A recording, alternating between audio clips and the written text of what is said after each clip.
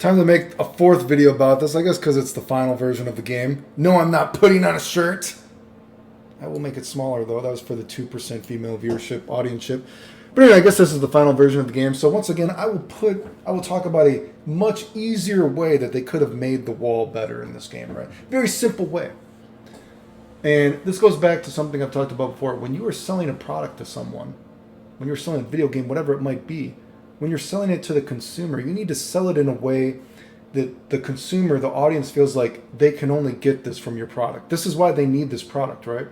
So when you sell a person on, say, Guilty Gear Strive, whatever it might be, you're selling them on what is this new perspective that this video game can show me? What is this new mind game? Whatever the fuck it might be, right? And the wall is supposed to be a mechanic that the audience or the consumer feels like, I cannot get this mind game in any game. Can't get it in Street Fighter, can't get it in any other Guilty Gear, can't get it in Dragon Ball FighterZ, BlazBlue, Fuck My Titties, King of Fighters, whatever. If I want to get this kind of mind game, I have to play Guilty Gear Strive. How do you do that? Because right now the wall doesn't fucking do anything. It's not a real fucking mind game. It doesn't change your perspective on what is possible in a video game. Okay, so I've made this video like 4 times. Bless Pikachu. God damn, he's a little bit. Hey, look at this guy. He's only got fucking half a body. Jesus fucking Christ, and he's still trying to help you guys, okay? Anyway, so I think it's fucking hailing outside. Jesus Christ, did you hear that? Anyway, what will we do to the wall to make it very easy, right? To make it a new appreciable, idea of what a fighting game could be. First of all, make the damage a little bit lower in the game, okay? But make the wall still do a ton of damage. Still give a huge advantage in general. Another caveat too, how they took away the little slide animation unless you're really low to the ground. Put it back like the 1 beta where the guy can slide down a little bit. So at least there's a little bit more of a theoretical kind of, pressure or reasoning to not break the wall. But the caveat to this is, how do you make this, right? A little bit lower damage, still huge damage, and a big bonus. Make it so it's like when you break the wall, it's almost like a free win, okay?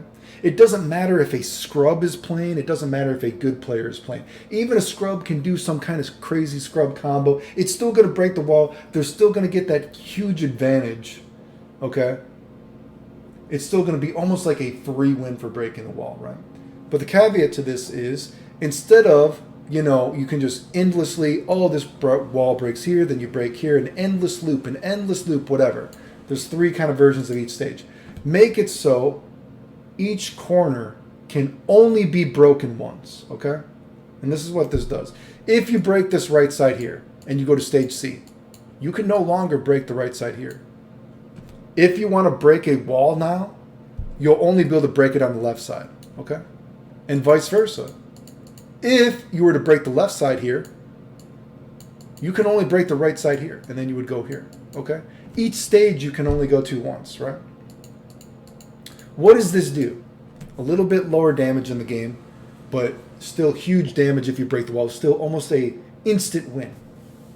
This is a easy way to make something appreciable to a lower audience and a scrub level, a higher audience, whatever. And it also makes matches hype, okay?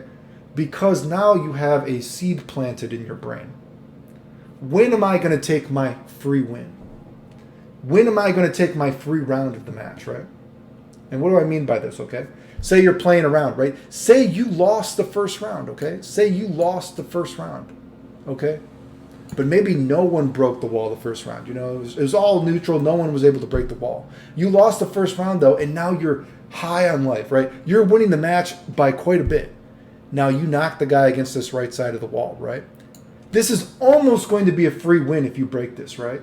And then you automatically have this seed planted in your mind. And even the announcers tell you, because announcers, you got to make it hype for everybody. The commentators, they're like, oh shit, player one, he lost the first round, but now he has this almost free win.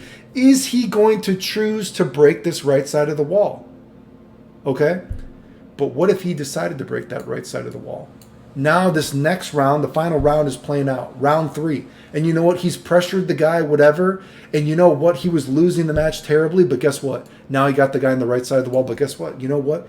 He already broke the one free right side of the wall that he gets. He doesn't get that. Now he has to actually go for a mix-up. Now, had the match gone on and he actually broken the left side of the wall, boom, you know what? He probably would have won. But that's the kind of random factor. That's the kind of anticipation. When you read a book, you're anticipating what's going to happen.